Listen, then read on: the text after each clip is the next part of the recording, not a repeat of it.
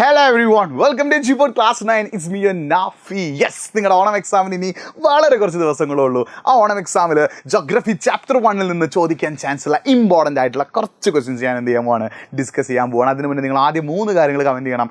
ഒന്ന്, നിങ്ങൾക്ക് സോഷ്യൽ സയൻസിൽ ഹിസ്റ്ററിയിൽ ഏതൊക്കെ ചാപ്റ്റർ എടുത്ത് കഴിഞ്ഞു, ജോഗ്രഫിയിൽ ഏതൊക്കെ ചാപ്റ്റർ എടുത്ത് കഴിഞ്ഞു. മൂന്നാമത്തെ കാര്യം, നിങ്ങൾ ഈ എടുത്ത ചാപ്റ്റേഴ്സിൽ ഏതൊക്കെ പഠിച്ചു കഴിഞ്ഞിട്ടുണ്ടെന്നുള്ളൊരു കാര്യം കൂടി നിങ്ങൾ കമൻറ്റ് ചെയ്യാം. അപ്പോൾ നമുക്ക് നേരെ ഇനി പരിപാടിയിലേക്ക് കിടക്കാം. അപ്പോൾ on the roof of the world അഥവാ ലോകത്തിൻ്റെ നെറുകയിൽ ഈ ഒരു ചാപ്റ്ററിൽ നിന്ന് നിങ്ങൾ ഏതൊക്കെ ഫ്രണ്ട്സിന് എന്തൊക്കെ ഡൗട്ട് ഉണ്ടോ, അങ്ങനെ സംശയമുള്ള ആളുകൾക്കൊക്കെ ഈ ഒരു വീഡിയോ എന്ത് ചെയ്യുക, നിങ്ങൾ അയച്ചു കൊടുക്കുക. ഓക്കെ ആണല്ലോ. അപ്പോൾ ഒന്നാമത് ക്വസ്റ്റ്യൻ ശ്രദ്ധിച്ചോ.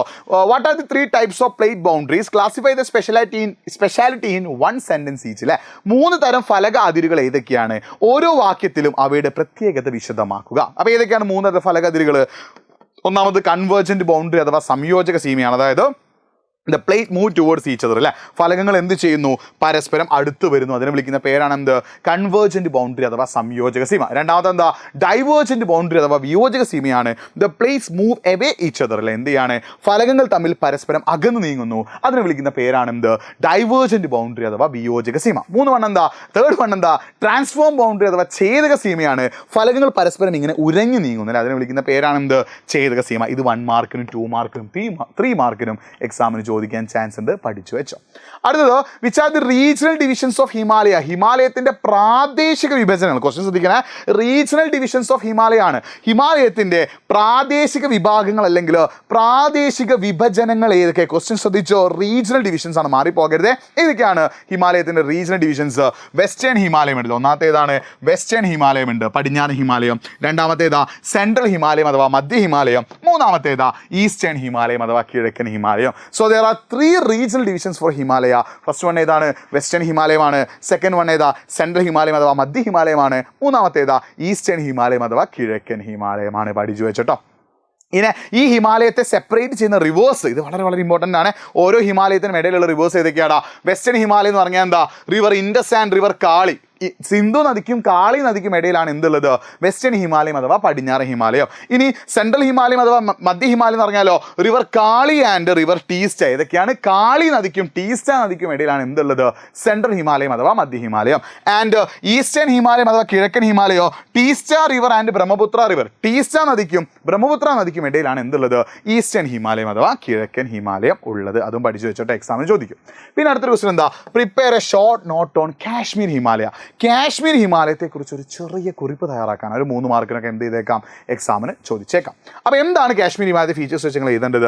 എന്താണ്, അറൌണ്ട് 3.5 lakh സ്ക്വയർ കിലോമീറ്റർ. അതിൻ്റെ ആകെ ഏരിയ, ആകെ വിസ്തീർണം എന്ന് പറഞ്ഞാൽ എന്താ, 3.5 lakh സ്ക്വയർ കിലോമീറ്റർ ആണ്. ഇതാണ് കാശ്മീർ ഹിമാലയം. ശ്രദ്ധിക്കണേ, 3.5 lakh സ്ക്വയർ കിലോമീറ്റർ ആണ് എന്ത്, ഇതിൻ്റെ ടോട്ടൽ ഏരിയ അഥവാ ആകെ വിസ്തീർണം. ഈ കാശ്മീർ ഹിമാലയത്തിൽ ഏതൊക്കെ യൂണിയൻ ടെറിട്ടറീസിലൂടെ കടന്നു പോകുന്നത്, ജമ്മു ആൻഡ് കാശ്മീർ ആൻഡ് ലഡാക്ക്. ഈ കാശ്മീർ ഹിമാലയത്തിൻ്റെ ഭാഗമായിട്ടുള്ള യൂണിയൻ ടെറിട്ടറീസ് അഥവാ കേന്ദ്രഭരണ പ്രദേശങ്ങളാണ് ഇതൊക്കെ, ജമ്മു കാശ്മീർ ആൻഡ് ലഡാക്ക്. പിന്നെ ഇതിൻ്റെ ഒരു വിടുത്ത് എന്ന് പറഞ്ഞാൽ എത്രയാണ്, ലെങ്ത് എന്ന് പറഞ്ഞാൽ എത്രയാണ്, 700 കിലോമീറ്റർ അഥവാ 700 കിലോമീറ്റർ ആണ്. വിടുത്ത് എത്രയാണ്, 500 കിലോമീറ്റർ അഥവാ 500 കിലോമീറ്റർ ആണ്. ഇവിടെ ഒരുപാട് മൗണ്ടെയിൻസ് ഉണ്ട്. ഏതൊക്കെയാണ്, കാരക്കോറം, സസ്കർ, ലഡാക്ക്, പീർ പഞ്ചല് പോലുള്ള മൗണ്ടെയിൻസ് ഉണ്ട്. ഇവിടുത്തെ ഏറ്റവും ഹൈറ്റ് കൂടിയ മൗണ്ടെയിൻ ആണ് ഇത്, മൗണ്ട് K2 അഥവാ മൗണ്ട് ഗോഡ്വിൻ ഓസ്റ്റിൻ. ഈ പോയിന്റ്സ് ഒക്കെ അതിലേക്ക് നിങ്ങൾക്ക് ആഡ് ചെയ്യട്ടോ. പിന്നെ ഈ ഒരു കാശ്മീർ ഹിമാലയത്തിൽ എന്തുണ്ട്, സിയാച്ചിൻ, ബോൾട്ടോറോ പോലെയുള്ള ഗ്ലേഷ്യേഴ്സ് ഉണ്ട്. ശ്രദ്ധിക്കണേ, ഏതൊക്കെയാണ് ഇവിടെയുള്ള ഗ്ലേഷ്യേഴ്സ് അഥവാ ഹിമാനികൾ?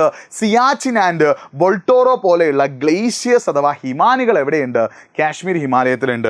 അതേപോലെ തന്നെ ദാൽ ലേക്ക് പോലെയുള്ള ലേക്സ്, തടാകങ്ങളും എവിടെയുണ്ട്, കാശ്മീർ ഹിമാലയത്തിലുണ്ട് എന്നുള്ളൊരു കാര്യം ഓർത്തു വെക്കുക. ഇവിടെയുള്ള ഒരു ചുരമാണ് ഇത്, ബനിഹാൾ പാസ് അഥവാ ബനിഹാൾ ചുരം. അതായത് ജമ്മുവിനെ കാശ്മീർ വാലിയുമായിട്ട്, ജമ്മു എന്ന് പറയുന്ന സ്ഥലത്തിനെ കാശ്മീർ വാലിയുമായിട്ട് കണക്ട് ചെയ്യുന്ന ഒരു പാസ് അഥവാ ചുരമാണ് ഇത്, ബനിഹാൾ പാസ് അഥവാ ബനിഹാൾ ചുരം എന്ന് പറയുന്നത്. പിന്നെ ഇവിടെ എന്താണ്, ദാൽ ലേക്ക് പോലെയുള്ള ഒരുപാട് എന്തുണ്ട്, തുറമുഖങ്ങളുണ്ട്, തടാകങ്ങളുണ്ട് എന്നൊരു കാര്യം കൂടി ഓർത്ത് വെക്കുക. ഈ കാശ്മീർ ഹിമാലയത്തിൽ കാണുന്ന ഒരു സംഭവമാണ് എന്ത്, മർഗ്. എന്താണ് കാശ്മീർ ഹിമാലയത്തിൽ കാണുന്ന ഒരു സംഭവമാണ് എന്ത്, മർഗ്. എന്താ മർഗ് എന്ന് പറഞ്ഞാൽ, സമ്മർ സീസണിൽ ഇതേപോലെ ഗ്രാസ് ലാൻഡ് ആയിരിക്കും, ഉഷ്ണകാലത്ത് ഇതേപോലെ പുല്ല് കൂടുതലായിട്ട് കാണുന്ന അല്ലെങ്കിൽ പുൽവർഗ്ഗങ്ങൾ കൂടുതലായിട്ട് കാണുന്നതായിരിക്കും എന്ത്, മർഗുകൾ. വിൻ്റർ സീസൺ അഥവാ ശൈത്യകാലത്ത് എന്തായിരിക്കും, ഇതേപോലെ സ്നോ കവേർഡ് അഥവാ മഞ്ഞു നിറഞ്ഞതായിരിക്കും. ഇത്രയും സവിശേഷത നിങ്ങൾ എന്തിന് പഠിച്ചു വെക്കണം, കാശ്മീർ ഹിമാലയത്തിന് പഠിച്ചു വെക്കണം. അത് Kashmir total area 3.5 lakh square kilometre ആണ്. ഇതിൻ്റെ ലെങ്ത് എത്രയാണ് 700 കിലോമീറ്റർ, 700 കിലോമീറ്റർ ആണ്. വിടുത്ത് 500 കിലോമീറ്റർ ആണ്. ഇവിടെ ഒരുപാട് സ്നോ കവേർഡ് മൗണ്ടെയിൻസ് ഉണ്ടല്ല, മഞ്ഞ് പുതഞ്ഞ് കിടക്കുന്ന ഒരുപാട് മലകളുണ്ട്. കാരക്കോറം, സസ്കർ, ലഡാക്ക്, പീർ പഞ്ചൽ. ഇവിടുത്തെ ഏറ്റവും ഹൈറ്റ് കൂടിയ മൗണ്ടെയിൻ ഏതാ? മൗണ്ട് K2 അഥവാ മൗണ്ട് ഗോഡ്വിൻ ഓസ്റ്റിനാണ്. ഇവിടെ ഒരുപാട് എന്തുണ്ട്?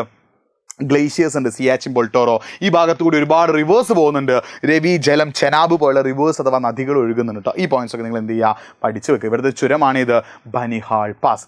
ജമ്മുവിനെ കാശ്മീർ വാലിയുമായിട്ട് കണക്ട് ചെയ്യുന്ന പീർ പഞ്ചലിൻ്റെ ഉള്ളിൽ കൂടുള്ളൊരു ഒരു ചുരമാണിത് ബനിഹാൾ പാസ്. ഓക്കെ, ഈ രീതിയിലുള്ള ക്വസ്റ്റ്യൻസ് ഒക്കെ ഈ ഒരു ചാപ്റ്ററിന് ചോദിക്കാനുള്ള ചാൻസ് വളരെ വളരെ കൂടുതലാണ്. ഇനി നിങ്ങൾക്കൊരു ഹോംവർക്ക് തരാം. ഇതിൻ്റെ ആൻസർ നിങ്ങൾ എന്ത് ചെയ്യണം? കമൻറ്റ് ബോക്സ് ടൈപ്പ് ചെയ്യണം. കമൻറ്റ് ബോക്സിൽ നിന്ന് ആൻസർ മാത്രം ടൈപ്പ് ചെയ്താൽ പോരാ. നിങ്ങൾക്ക് വേറെ എന്തെങ്കിലും നിങ്ങൾക്ക് സ്പെഷ്യലായിട്ട് എന്തെങ്കിലുമൊക്കെ വേണമെങ്കിൽ അതും കൂടി നിങ്ങൾ എന്ത് ചെയ്യുക? കമൻറ്റ് ബോക്സ് ടൈപ്പ് ചെയ്യുക. നിങ്ങൾക്ക് എന്തെങ്കിലും സ്റ്റഡി ടിപ്പോ മോട്ടിവേഷൻ ഒക്കെ വേണമെങ്കിൽ nafi.eduport എന്ന ഇൻസ്റ്റാഗ്രാം പേജിലേക്ക് ഒന്ന് മെസ്സേജ് അയച്ചോളൂ. നിങ്ങൾക്ക് എന്തെങ്കിലും സ്റ്റഡി ടിപ്പോ മോട്ടിവേഷൻ ഒക്കെ വേണമെങ്കിൽ നിങ്ങൾ എന്ത് ചെയ്യുക? nafi.eduport എന്ന എൻ്റെ ഇൻസ്റ്റാഗ്രാം പേജിലേക്ക് ഒന്ന് മെസ്സേജ് അയച്ചോ. പിന്നെ നമ്മുടെ വാട്സ്ആപ്പ് കമ്മ്യൂണിറ്റിയിലും വാട്സ്ആപ്പ് ചാനൽ ജോയിൻ ചെയ്ത് നിങ്ങൾക്ക് ഒരുപാട് ഇമ്പോർട്ടൻ്റ് ആയിട്ട് അപ്ഡേറ്റ് അവിടെ തരുന്നുണ്ട്. അപ്പോൾ ഇതിൻ്റെ ആൻസർ നിങ്ങൾ കമൻറ്റ് ബോക്സ് ടൈപ്പ് ചെയ്യുക. ഒരു ഹോംവർക്ക് കൂടി തരാം. ഇതിൻ്റെ ആൻസർ നിങ്ങൾ എന്ത് ചെയ്യുക? ഒന്ന് കമൻറ്റ് ബോക്സ് ടൈപ്പ് ചെയ്ത് ഒന്ന് സ്ക്രീൻഷോട്ട് എടുത്ത് വെച്ചോ.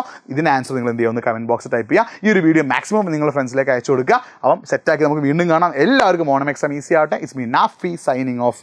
ബൈ.